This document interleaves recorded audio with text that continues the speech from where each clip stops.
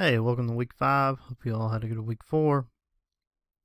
Looks like we got some rain coming in this week, so if you're working, please try to stay dry. But let's dive right into it this week. So let's look at free kicks out of bounds real quick and look at some of the rules regarding it.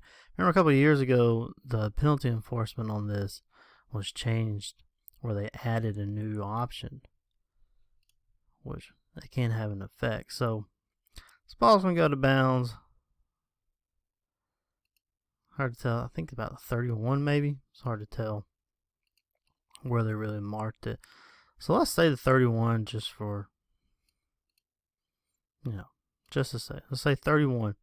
So the options now, you remember it used to just be 5 yards back and re-kick from the previous spot, usually the 40. Or they can go 25 yards from the previous spot, usually the 35, unless it's been changed by penalty. So it really kind of used to be, or they put the ball in the spot to play. Those used to be your only 3 options. Remember a couple of years ago they added, you can go 5 yards from the spot it went out of bounds, the seating spot. So remember that when we are factoring in where these balls come, or when these balls go out of bounds. That's Rule 619 covers it and gives you the options for it. So this ball goes out, so you have white kicking, so black has the option. So if we go 31, we want to immediately go to usually the deep if it's going to be short like that. Find the head coach from the offended team, in this case the black team. Make sure he knows all his options, because sometimes they forget they have that one that was just added. So in this case, the ball goes out of bounds at 31. He can take the ball at 36. The ball goes out of bounds 31, add 5 yards, and then he gets an extra yard. Because a lot of times they just say put it on the 35. But make sure he knows he has that added option. 5 yards from the spot it went out of bounds. In this case, it gives him an extra yard, which is most likely what he's going to take. Sometimes they want to re-kick it because they're trying to go for the big return. So just make sure that he has his options. And usually the deep's going to be the one to get that from him. And remember, with a kickoff, the option is 25 yards from the previous spot or where the kickoff was from. Usually that's going to be the 35-yard line. If it's a free kick after a safety, then it would be the R45. But, unless you had the kickoff spot moved by penalty, it's going to be the 35. So it's 25 yards from where the kickoff spot was.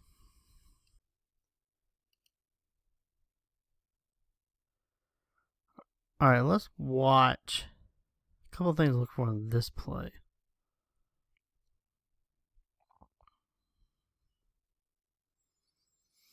So we got, anytime, this is usually for deeps, you're going to see this. If you have a wide receiver wide out like this, snap at the ball and they immediately start charging in. We need to have our radars up, and we're looking for block in the back, like a blindside block, anything like that. So this is not an illegal blindside block because it looks like all the contact is initiated with those hands. Remember, that's all we need. Just open hands out there in front. As you can see, he looks like I don't even know if he gets a shoulder into him. Looks like a good chunk of the force is coming in to with the hands. So that's what the deep is looking at. Now the wing, you're looking at this blocker right here who's going to go low and take that blocker out low, or that defender out low. Blocker takes the defender out low. So a lot of stuff going on this play.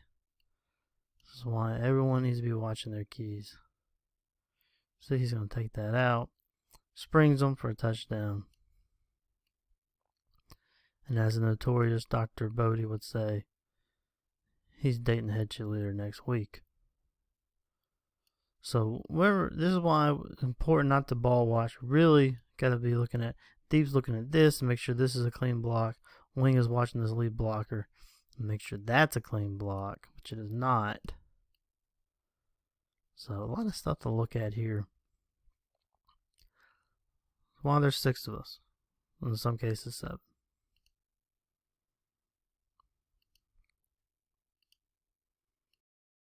Alright, let's look at a play that's been making its rounds on Twitter. As you know, we're under the spotlight, so anytime something like this comes up, I'll make sure we address it. So let's recap illegal participation real quick. Remember, this is 961. No player of A or K shall go out of bounds and return to the field of play during the down unless blocked out of bounds by an opponent. If players blocked out of bounds by an opponent returns to the field during the down, he shall return at the first opportunity. So we see this a lot. You'll see it on pass plays. You also see it a lot on punts. Those gunners, they're blocked out of bounds. The hardest part about this is when to determine if they're blocked out of bounds or if they go out on their own. And that really only becomes difficult if you have an engagement and then they disengage and then the A player goes out of bounds. And then they try to come back in. So then you have to make the judgment of, was it the engagement and the force that took him out of bounds, or did they disengage and then he went out of bounds in his zone? And that's all just stuff you have to use your judgment on. That's why we get paid, to use our judgment in making calls like that. So it's really one of those, you just have to see it. If there's engagement, and usually you can tell if that engagement is what forces them out of bounds or if they go out on their own. So let's look at this one. We're really only going to see it on the end zone view.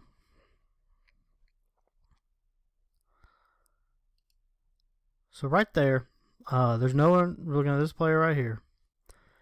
It looks like he's on his own. It looks like there hasn't been an engagement, or at least an engagement soon enough where he would be forced out or blocked out. And then he's just going to go out of bounds on his own, come down and make a catch.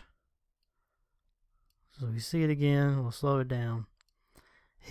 No one's blocked him. I don't know if anyone's even blocked him on this down at all. But certainly right here near it, no one's blocked him. He's just going to go out of bounds, avoid this cornerback or safety, and come back in and make the catch. So this is, if he is that outside receiver, which I believe he is, that is deep guys all the way. I don't know if we can see.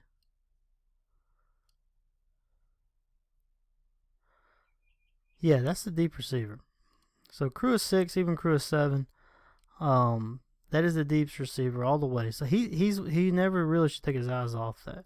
So unless he's peeking just to get idea what the ball is, but this happens long enough where he would still see that and come back in. Also, on when we flag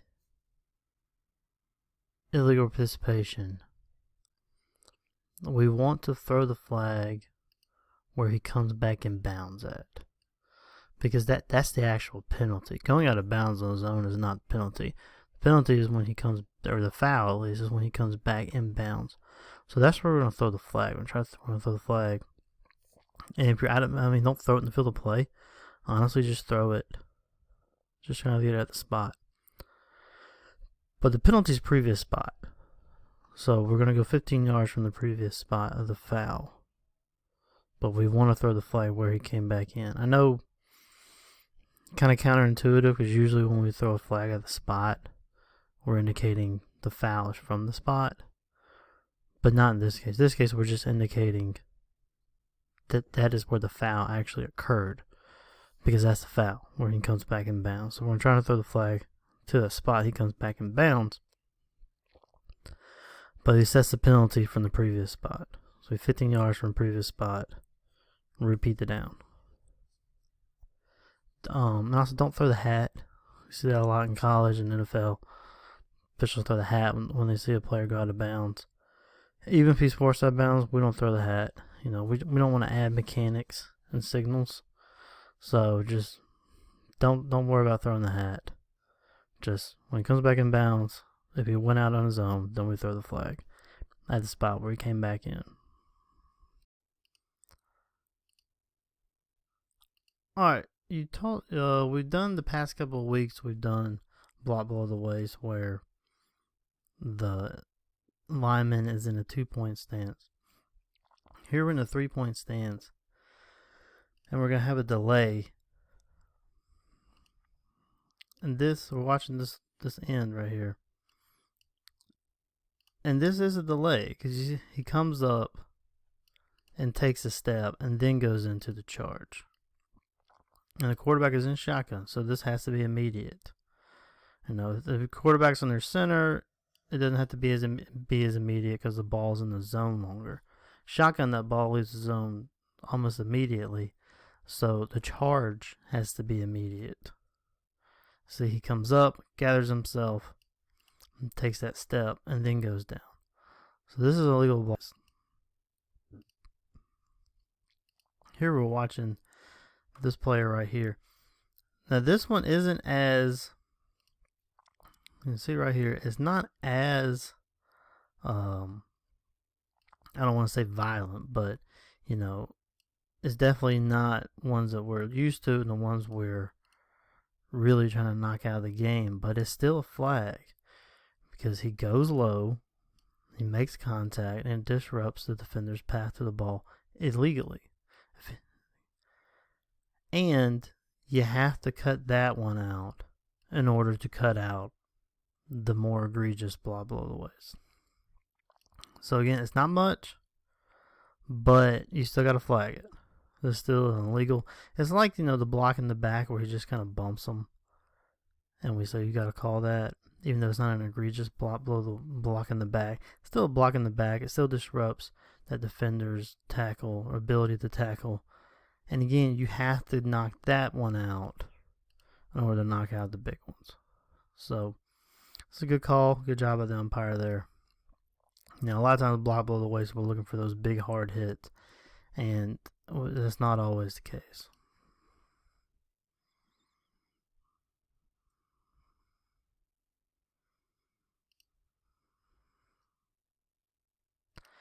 All right, last week I went, you know, maybe overstated a bit, having to have contact on KCI. So let's look at a couple of ones where you have non-contact and a possible obstructed path to the ball, because that's the other part of the KCI rule: obstruct the path to the ball. So here's one, and with this one, let's kind of keep the notion that we have when there's contact.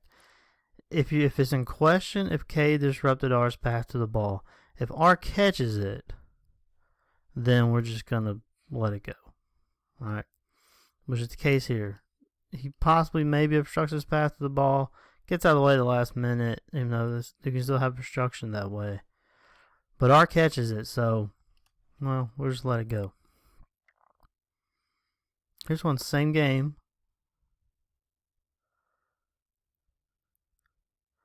And this time he doesn't catch it.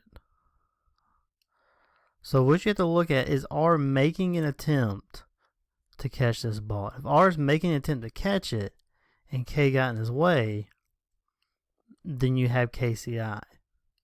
So here, R cannot get to the ball because there's a K player right there. As far as he's making an attempt, he's coming up to catch it. He's got his eye on it, and then he backs off right when that K player gets in his grill like that.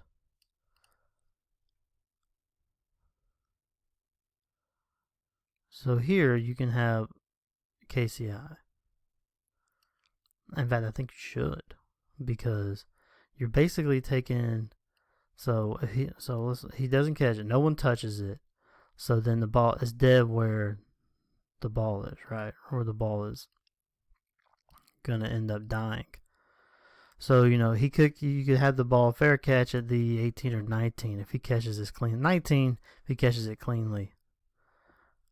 And instead, now, you know, ball's bounced up to 15 for a little bit. So now they've lost 4 yards. I think it winds up at the 18, 17 or 18. So they've lost 2 yards. So this is definitely KCI, because he could have caught the ball right there, 19-yard line. Because the K player obstructed his path to the ball, now they're getting the ball at the 17. They've lost 2 yards. So that's KCI.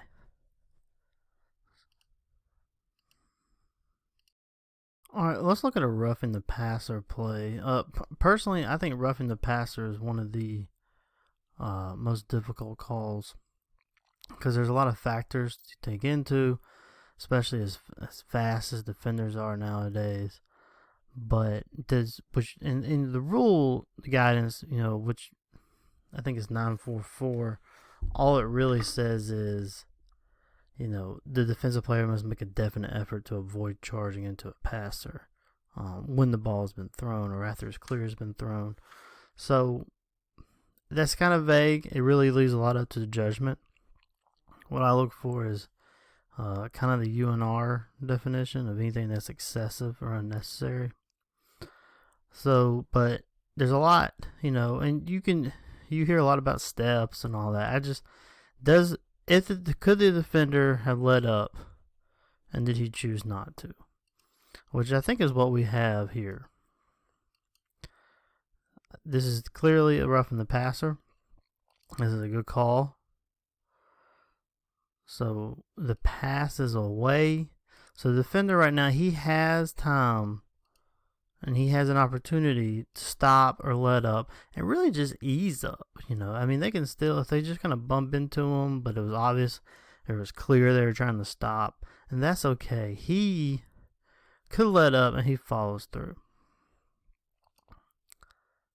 And the referee correctly rules this a roughing the passer. Yeah, I mean, you can get into the whole 1-step, 2-step, but that's difficult. Same thing with catch or no catch. This is, could he have let up? Yes, he could have. He chose to follow through. I don't know whether or not he went high. It's hard to say. And he still wraps up, so I wouldn't go as far as targeting. But he could have let up. He chose not to. This is a good call for roughing the passer. And one more note here. The helmet of the QB comes off. But he gets to stay in the game because the helmet came off as a result of illegal contact. So he would stay in the game. Unless he's injured, then he has to play out. But the mere fact alone of his helmet coming off, he would not have to sit out a play for that. And you could consider targeting on this. But regardless, targeting or whatever, still have a roughing the passer. And since the helmet came off due to the illegal hit, quarterback would not have to sit out a play.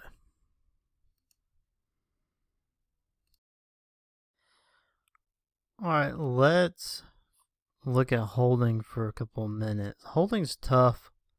It's one of those that you always hear. We could have it on every play if we wanted to, but we can't do that. So James Arnold has a very good video that's part of the playoff camp on holding. So if you signed up for playoff camp, you haven't watched it yet, please do so.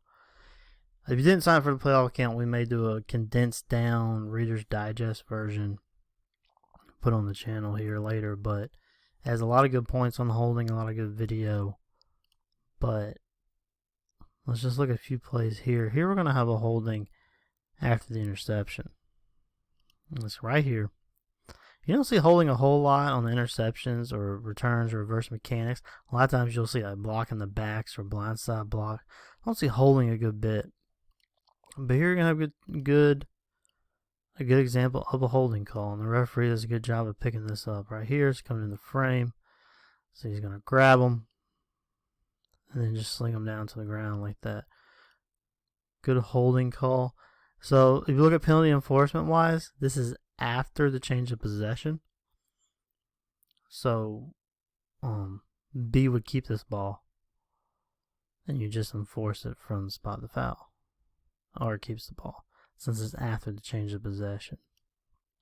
But good call there. Alright, here's one on the edge. A couple things I want to look at this play as well. Remember, holding does not have to be elongated or exaggerated. It can be just a quick illegal tug that frees the runner, which is what you have here. We're going to get a better look at the end zone view. But I do want to touch base on just a mechanic issue on this. We are inside the 5, so a snap of the ball, wings need to crash to the goal line. And now you hear ball's been snapped and the wing is actually backing away from the goal line. So then we have a play at the pylon and no one on the goal line. We don't know definitively or sure that he even got in the end zone. If he were to lose this ball right there at the goal line, we're clueless. So let's make sure that we are crashing when we're supposed to on the wing. The inside the 5 is definitely when we crash. But anyway, looking at the holding, it's going to be right here in the end. As you can see right here, it's just going to be a quick grab. He's got him outside the shoulders. Right now the feet are good. He's got his feet in between the defender and ball carrier. But now the feet are beat. He's got his hands outside, and then the defender tries to get away, and he's just going to grab him down. That is a hold. And again, does not have to be long and exaggerated. This one is not. It's just a quick tug. But that's all it takes.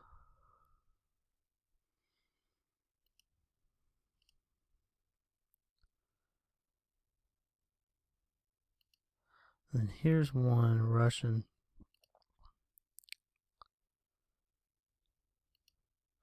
As you can see, you got a defender trying to get to the quarterback.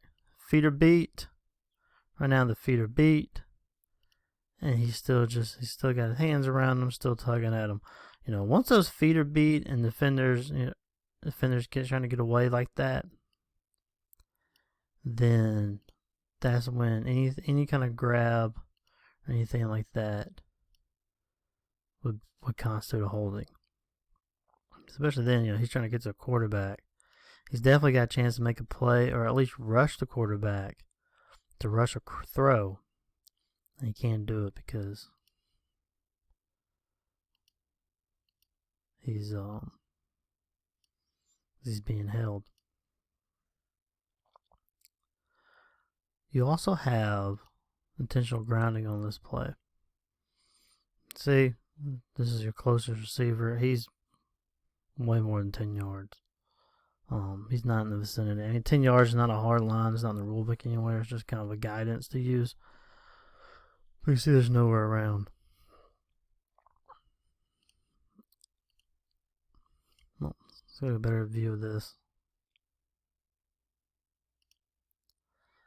Like I said, see the feet are beat, and he's still got them.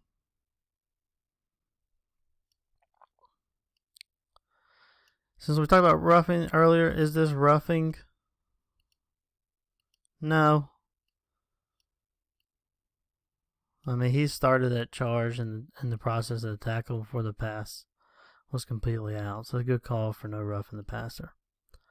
All right, last play we want to look at. This one's tough because the only person who can really see this will be the referee, and it happens quick.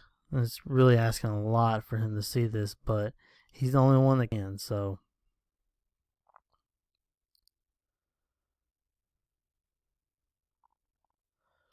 Right here, the contact on this defender, we're going to look at.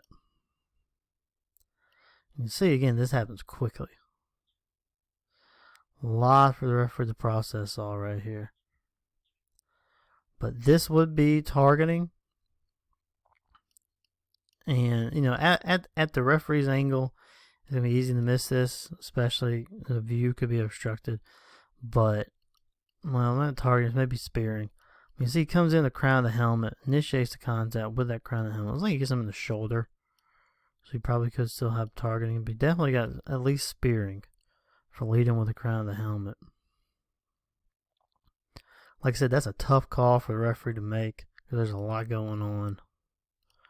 But it is spearing. Maybe this gives you a little better view.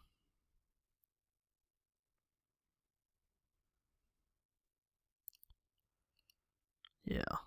So he's going to come in. Initiates contact with the crown of the helmet. It looks like right in the shoulder.